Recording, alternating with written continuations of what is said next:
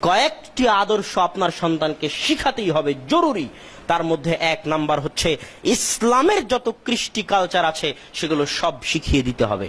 ইসলামের কৃষ্টি কালচার মানে চলতে ফিরতে সালাম দিতে হয়, বাড়িতে ঢুকতে সালাম দিতে হয়, বিসমিল্লাহ বলে খেতে হয়, খাওয়ার শেষে আলহামদুলিল্লাহ বলতে হয়, ডান হাত দিয়ে খেতে হয়, ডান পা দিয়ে মসজিদে প্রবেশ করতে হয়, বাম পা দিয়ে জুতা স্যান্ডেল পরতে হয়, বাথরুমে প্রবেশের দোয়া, বাড়ি থেকে বের হওয়ার দোয়া, গাড়িতে উঠার দোয়া। ইসলামের যত কৃষ্টি কালচার, আদব কায়দা, শিষ্টাচার রয়েছে এই 5 থেকে 10 বছরের মধ্যে আপনাকে শিখাতে হবে।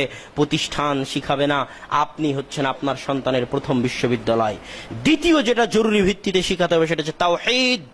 লোকমান হাকিম তার সন্তানকে বলছেন, ইয়া বুনাইয়া লা তুশরিক বিল্লাহ, হে আমার বৎস, ছোট বাচ্চা, মরে গেলেও আল্লাহর সাথে শিরক করবে না। তাওহীদের শিক্ষা এই 5 থেকে 10 বছরের মধ্যেই সন্তানকে দিতে হবে। সন্তান যেন বিপদে আপদে আল্লাহর উপর ভরসা করতে শিখে, জিন শয়তান মানুষ দেখে যেন ভয় না পায়। এই জন্য তার অন্তরে আল্লাহর শিক্ষা, আল্লাহর পরিচয় গেঁথে আপনাকেই দিতে হবে। এবং চতুর্থ যে জিনিস আপনি তাকে শিখাবেন সেটা হচ্ছে মানুষের কিছু মানসিক রোগ আছে, হিংসা আছে, ক্রোধ আছে, পরশ্রী কাতরতা আছে, লোভ আছে, রাগ আছে। এই যে মনের যে অসুখগুলো, এই অসুখ, এই রোগগুলো থেকে কোনো প্রতিষ্ঠান আপনার সন্তানকে মুক্ত করতে পারবে না। আপনাকে শিখাতে হবে হিংসা থেকে কিভাবে বেঁচে থাকবে, লোভ থেকে কিভাবে বেঁচে থাকবে। সহজ বুদ্ধি। আপনি কেন ফকিরকে ভিক্ষা দিচ্ছেন? ওই ছোট বাচ্চাকে দিয়ে ভিক্ষা দেওয়ান। লোভ থেকে বেঁচে থাকবে, মানুষকে দেওয়া শিখবে।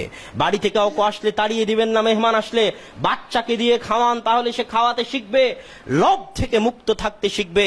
লোভ, হিংসা, পরশ্রী কাতরতা থেকে 5 থেকে 10 বছরের মধ্যে এই বৈশিষ্ট্যগুলো থেকে আপনার সন্তানকে আপনাকে মুক্ত রাখতে হবে। এই 5-10 বছর পর্যন্ত আরেকটি গুরুত্বপূর্ণ জরুরি কাজ যেটা বর্তমানের অভিভাবক মণ্ডলী করতে ব্যর্থ হচ্ছেন, সেটা কি?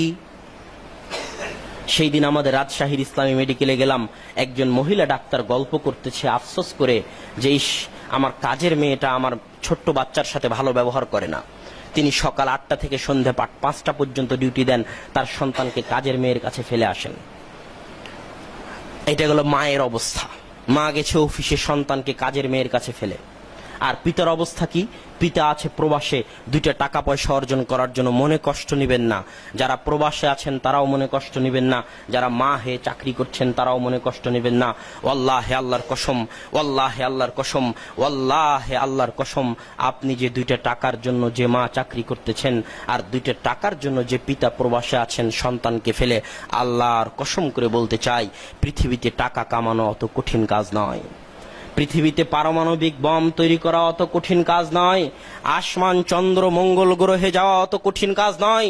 পৃথিবীর সবচেয়ে কঠিন কাজ, সবচেয়ে গুরুত্বপূর্ণ কাজ, সবচেয়ে দামি কাজ, সবচেয়ে চ্যালেঞ্জপূর্ণ কাজ হচ্ছে একজন ছোট সন্তানকে আদর্শ মানুষ রূপে গড়ে তোলা।